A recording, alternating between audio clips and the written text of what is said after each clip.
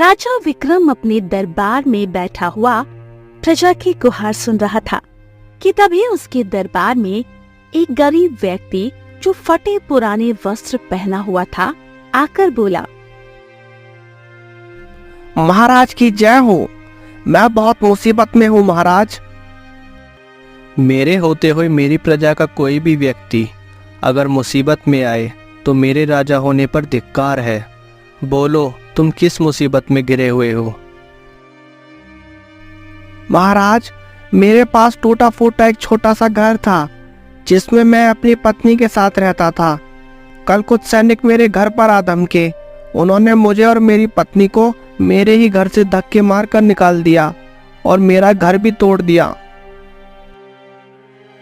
उस व्यक्ति की बात सुनकर राजा विक्रम क्रोधित हुआ। अपने मंत्री जगन्नाथ सिंह से वो बोला,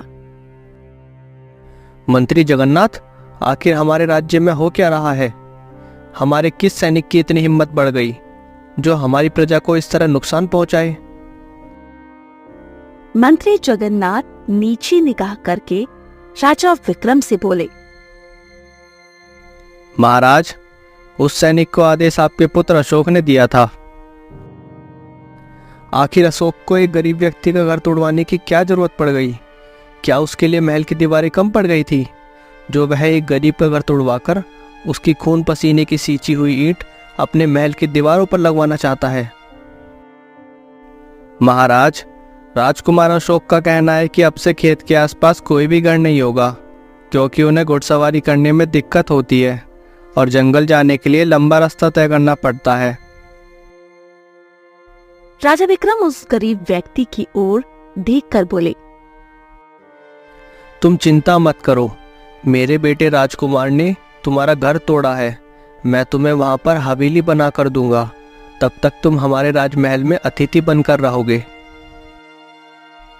राजा विक्रम की बात सुनकर महल में बैठे हुए सारे लोग जय जयकार करने लगे। राजा विक्रम राज दरबार से चले गए। शाम के समय राजा विक्रम अपने महल के बगीचे में उदास बैठा हुआ था कि तभी उसका मंत्री जगन्नाथ वहां पर आकर बोला, क्या हुआ महाराज? आप इस तरह से उदास क्यों बैठे हैं? अपने पुत्र अशोक की वजह से कभी कभी मुझे अपनी प्रजा की बड़ी चिंता होती है। जब मैं सोचता हूँ कि मेरे बाद अशोक जब राजगद्दी संभालेगा तो वह प्रजा के साथ कैसा व्यवहार करेगा। राजकुमार अशोक की कोई गलती नहीं है महाराज। 2 वर्ष की आयु में ही राजकुमार अशोक की माँ रानी सुलेखा इस संसार को छोड़कर चली गई। उन्हें अपनी माँ का प्यार नहीं मिला और ना ही अपने माँ की डांट मिली। परंतु मैंने अशोक को हमेशा अच्छे संस्कार देने की कोशिश की है। ना जाने क्यों मेरा पुत्र मेरी छाया ना बन सका। महाराज, मैं भूल गया था कि मैं तो आपके लिए एक अहम सूचना लेकर आया था। आजकल राजकुमार अशोक जंगल में एक तांत्रिक के पास जा रहे हैं जो कि काला जादू करने में माहिर है। ये सुनकर राजा विक्रम चौंकते हुए बोला, कहीं तुम उस अघोरी की बात तो नहीं कर रहे जिसे मैंने अपने राज्य से धक्के मारकर बाहर निकाल दिया था? आप बिल्कुल सही कह रहे हैं महाराज।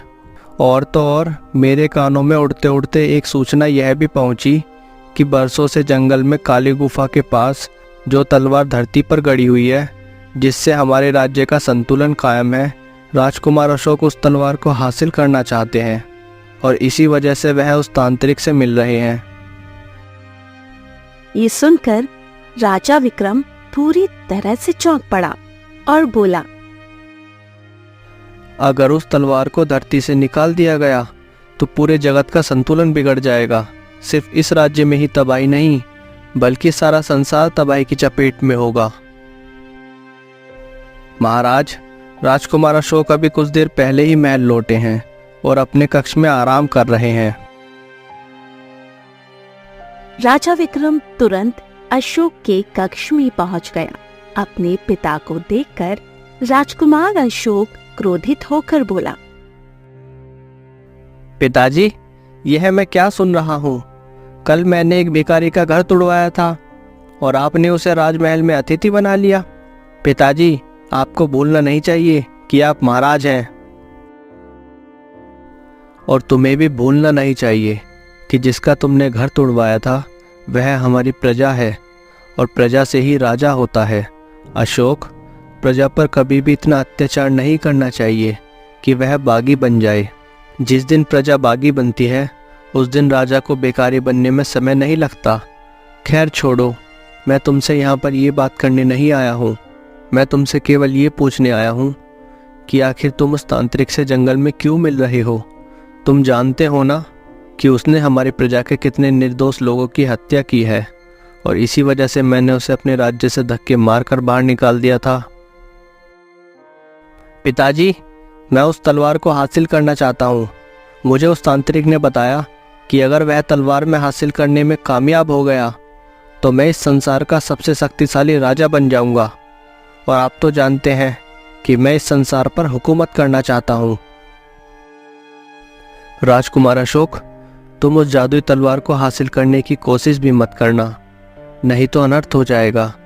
तुम्हें अंदाजा भी नहीं है कि वह तलवार किसकी है। मैंने इससे पहले हमेशा आपसे पूछा, परंतु आपने नहीं बताया। आज आपको बताना ही पड़ेगा कि उस तलवार में ऐसा क्या है। तुम्हारे लिए केवल इतना जानना जरूरी है कि वह तलवार हमारी धरती की नहीं है, बल्कि वो किसी दूसरे लोक की है। अब अगर मैंने सुन लिया कि तुम उस अघोरी से मिलने गए हो और तुम अभी भी उस तलवार को हासिल करने की सोच रहे हो, तो विश्वास करो, मुझे तुम्हें बंदी बनाने में और कारागार में डलवाने में समय नहीं लगेगा। इतना बोलकर राजा विक्रम क्रोधित होकर वहां से चले गए। समय ऐसे ही बीतता रहा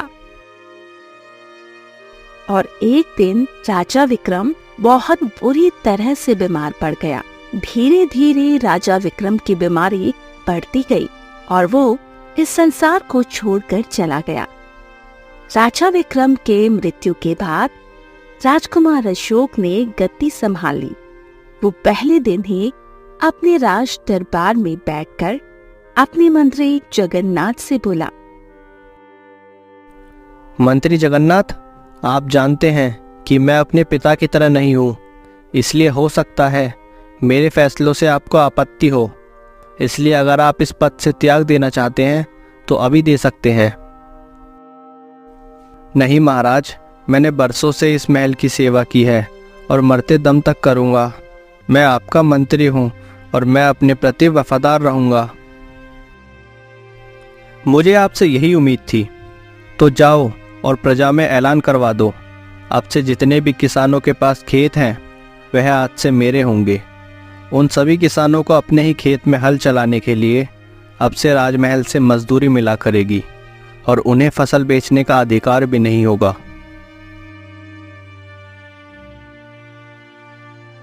मंत्री जगन्नाथ ने राजा अशोक के कहने पर सारी प्रजा में ऐलान करवा दिया। ये ऐलान सुनकर राज्य में हाहाकार मच गया। उसी राज्य में कन्हैया नाम का एक वीर युवक भी रहा करता था। कन्हैया जैसे ही अपने घर आया, उसने देखा उसके पिता और उसकी माँ उदास बैठे हुए थे। क्या हुआ पिताजी, आप उदास क्यों बैठे हैं और माँ क्यों रो रही है? क्या तुमने राजा का ऐलान नहीं सुना? अब से हमारे खेत हमारे नहीं रहेंगे और हमें फसल बेचने के अधिकार से भी वंचित कर दिया गया है बेटा। चिंता मत कीजिए पिताजी, राजा अशोक ने पहले ही दिन यह फैसला लेकर साबित कर दिया कि वह राजगद्दी पर ज्यादा दिन तक नहीं बैठ पाएगा। इतना बोलकर कन्हैया सीधे अपने खेत में चला गया और उदास होकर एक पेड़ के नीचे बैठ गया। तभी उसके कानों में एक सुंदर लड़की की आवाज टकराई। तुम हमेशा हंसते ही अच्छे लगते हो, इस तरह उदास होते हुए अच्छे नहीं लगते।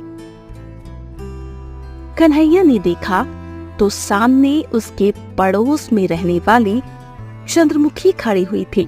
चंद्रमुखी वही लड़की थी जिससे कन्हैया प्रेम करता था। चंद्रमुखी, मेरा इस समय बात करने का बिल्कुल भी मन नहीं है। मैं जानती हूँ तुम राजा के आदेश से बहुत ज्यादा दुखी हो, और केवल तुम ही नहीं, सारी प्रजा में हाहाकार फैला है। अरे, मेरे पिताजी के पास भी बहुत सारे खेत थे। सोचो उनके दिल पर क्या बीत रही होगी। अब तुम ही बताओ चंद्रमुखी, मैं क्या करूं? मैं महाराज का इस तरह से अत्याचार बर्दाश्त नहीं करूंगा। मैं जानती हूँ कन्हैया कि तुम एक वीर युवक हो, और तुम इतने वीर हो कि सीधे महाराज से टक्कर ले सकते हो। परंतु तुम्हें उनसे टक्कर लेने से पहले मुझे और अपने माता पिता को भी तो देखना होगा। महाराज के पास सेना है। अगर तुमने राज दरबार में जाकर उनसे कुछ भी उल्टा सीधा बोला तो महाराज अशोक हम सबको नुकसान पहुंचाने में देर नहीं लगाएंगे। चंद्रमुखी की बात सुनकर कन्हैया चुप हो गया। इधर रात के अंधेरे में राजा अशोक सीधा अपने घोड़े को जंगलों की ओर दौड़ाए जा रहा था। तभी एक घने वृक्ष के नीचे राजा अशोक का घोड़ा रुक गया। राजा अशोक तुरंत घोड़े से उतरकर वृक्ष के नीचे बैठे हुए उस तांत्रिक के पास जाकर बोला, वह दिन आ गया है तांत्रिक। तुमने कहा था कि जिस दिन मैं राज्य का महाराज घोषित हो जाऊंगा तो उस दिन मैं उस तलवार को हाथ लगाने में सफल हो जाऊंगा। तांत्रिक आंखें खोलकर राजा अशोक की ओर घूरता हुआ बोला, तुम सही कह रहे हो महाराज। ये लो मंत्रयुक्त सिंदूर, इसे अपने हाथों में लगा लो। तांत्रिक ने जैसे बोला, राजा अशोक ने ठीक वैसे ही किया। अब सीधा उस गुफा के पास चले जाओ। चाहे तुम्हें कैसी भी आवाज सुनाई दे, परंतु तुम उस पर ध्यान मत देना, क्योंकि वो आवाज सिर्फ तुम्हारा भ्रम होगी। तुम सीधे उस तलवार को धरती से निकाल लेना। जैसे ही तलवार तुम्हारे हाथ में आएगी, तुम स्वयं को शक्तिशाली महसूस करने लगोगे। राजा अशोक तुरंत घोड़े पर बैठकर गुफा की ओर चला गया। गुफा के सामने धरती पर एक तलवार गड़ी हुई थी जो नीले रंग की किरणों से जगमगा रही थी। राजा अशोक उस तलवार को पकड़ लिया। वो उस तलवार को धरती से निकालने ही वाला था। तभी उसके कानों में उसके पिता राजा विक्रम की आवाज टकराई। ठहरो अशोक, यह गलती भूल कर भी मत करना। अगर तुम उस तलवार को वहां से निकाल दोगे तो संतुलन बिगड़ जाएगा। अपने पिता की आवाज सुनकर राजा अशोक बुरी तरह से चौंक पड़ा कि तभी उसके दिमाग में तांत्रिक की बात गूंज गई। चाहे तुम्हें कैसी भी आवाज सुनाई दे, परंतु तुम उस पर ध्यान मत देना, क्योंकि वो आवाज सिर्फ तुम्हारा भ्रम होगी। राजा अशोक बगैर देरी किए उस तलवार को निकाल लिया। तलवार को निकालते ही अचानक आकाश काले बादलों से घिर गया।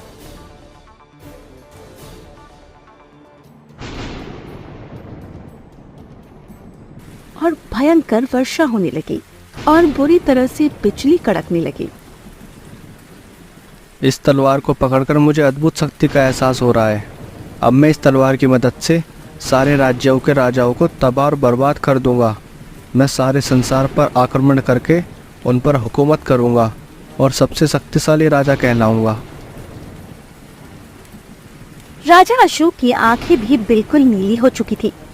राजा अशोक तुरंत अपने घोड़े पर बैठकर अपने महल की ओर रवाना हो गया और अपने कक्ष में जाकर सो गया।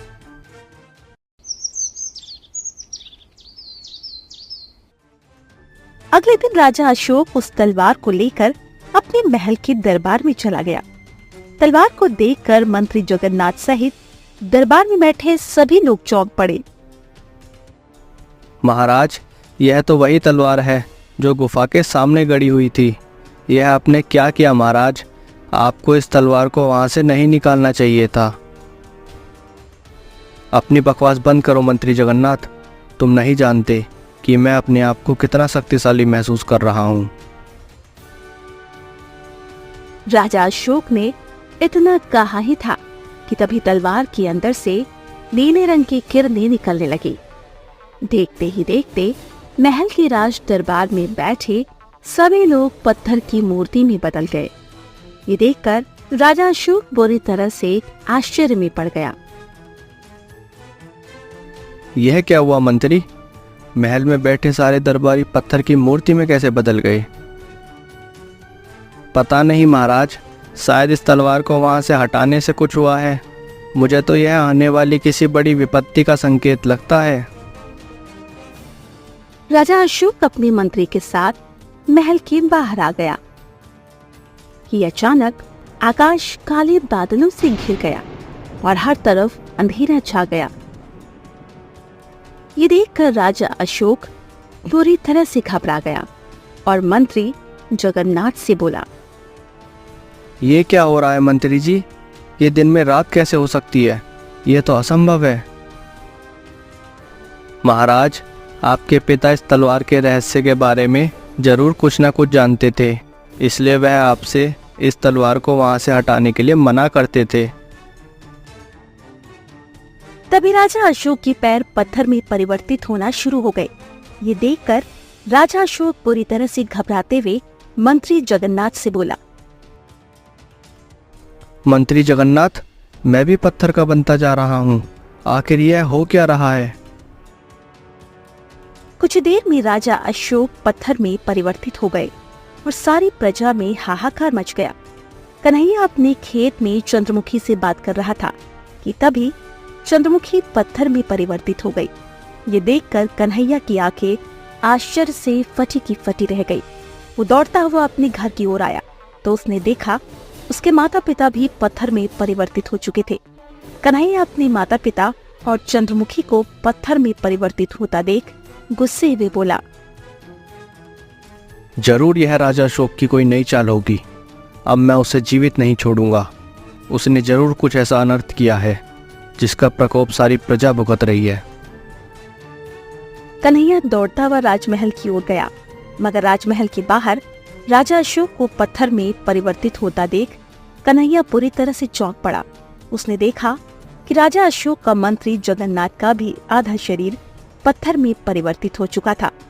मंत्री जगन्नाथ कन्हैया की ओर देखकर बोला, घने जंगलों के बीच कुटिया बनाकर एक साधु बाबा रहते हैं जो किसी जमाने में हमारे राजगुरु थे।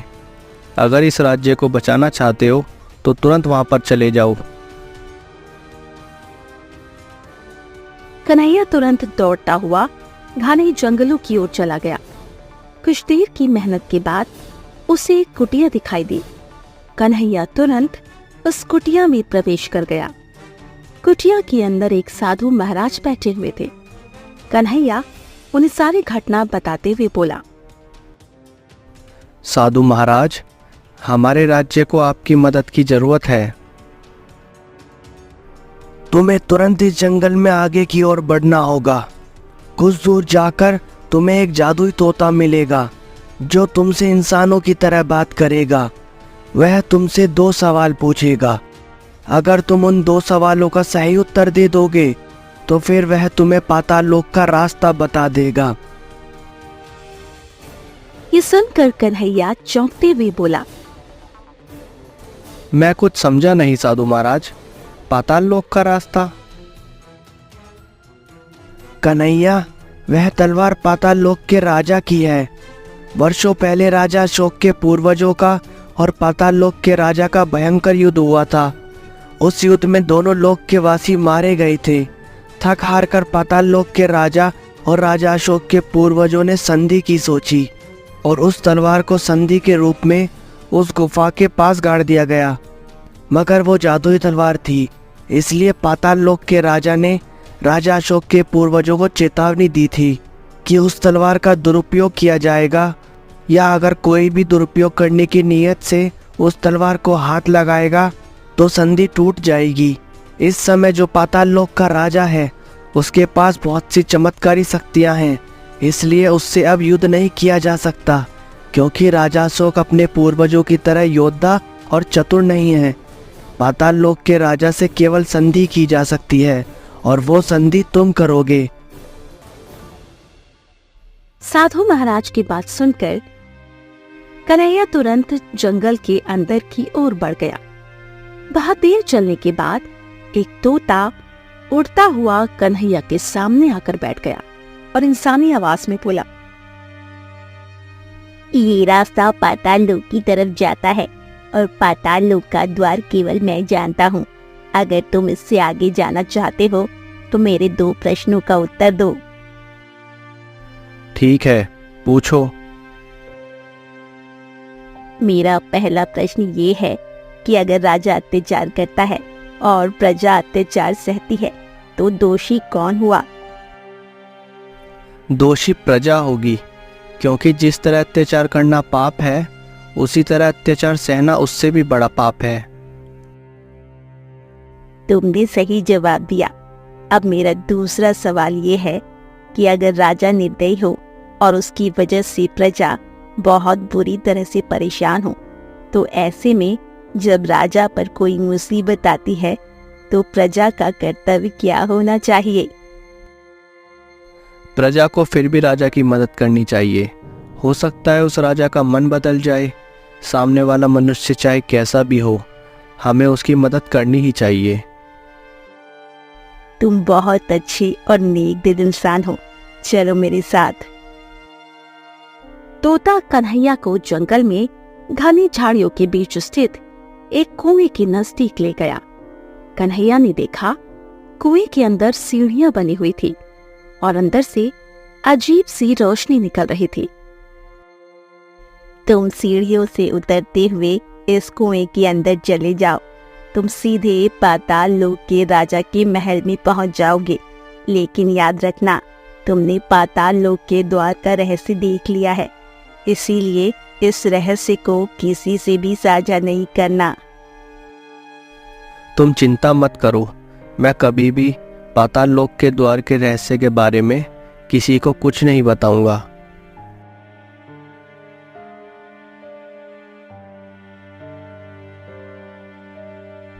कन्हैया सीधे सीढ़ियों से होता हुआ कुएं के अंदर प्रवेश कर गया। कन्हैया ने अपना पैर आखिरी सीढ़ी के नीचे जमीन पर रखा ही था। अचानक उसने अपने आप को एक महल में पाया।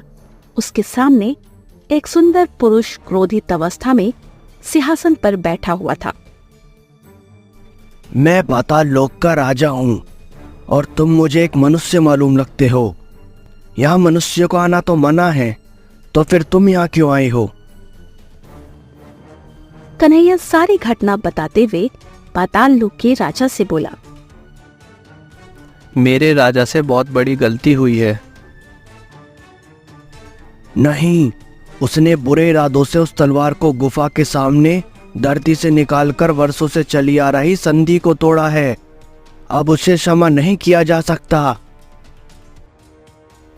महाराज, मैं अपने राजा की ओर से क्षमा मांगता हूँ। गलती राजा से हुई है, परंतु सजा सारी प्रजा भुगत रही है। मेरे माता पिता और जिससे मेरा विवाह होने वाला है वो भी पत्थर की मूर्ति में परिवर्तित हो चुके हैं। यहाँ तक कि मेरी प्रजा के सारे इंसान धीरे धीरे पत्थर के बनते जा रहे हैं। मान लो कि अगर मैंने दोबारा संधि कर ली तो क्या भरोसा है कि राजा अशोक फिर से तलवार को नहीं निकालेगा? अगर राजा ऐसे दोबारा करता है तो विश्वास कीजिए, मैं स्वयं उसे अपने हाथों से मार दूंगा। तुम मुझे वीर मनुष्य मालूम पड़ते हो। अपनी बात पर कायम रहना। जाओ और सूरज ढलने से पहले उस तलवार को धरती के उसी स्थान पर गाड़ दो। जैसे ही तुम यह कार्य करोगे सब कुछ ठीक हो जाएगा। इतना बोलकर पाताल लोक के राजा की आंखों से रंग बिरंगी रोशनी निकलने लगी। तभी अचानक कन्हैया ने अपने आप को राजा अशोक के महल के बाहर खड़ा हुआ पाया। राजा अशोक और मंत्री जगन्नाथ पत्थर के बने हुए थे। कन्हैया ने तुरंत वो तलवार पत्थर बने राजा अशोक के हाथ से ले ली और दौड़ता हुआ उस स्थान पर पहुंच गया जहां पर वो तलवार जमीन पर गड़ी थी। कन्हैया ने पूरी ताकत से तलवार को धरती पर गाड़ दिया। ऐसा करते ही सब कुछ सही हो गया।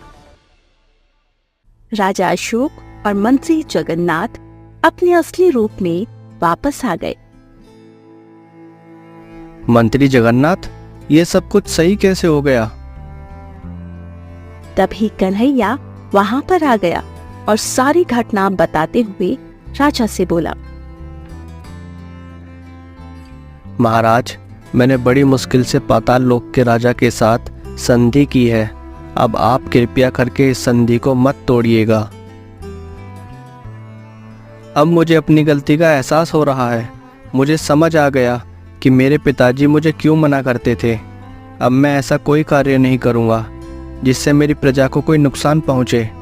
अब मैं स्वयं को उसी रूप में डालूँगा जिस रूप में मेरे पिताजी मुझे देखना चाहते थे।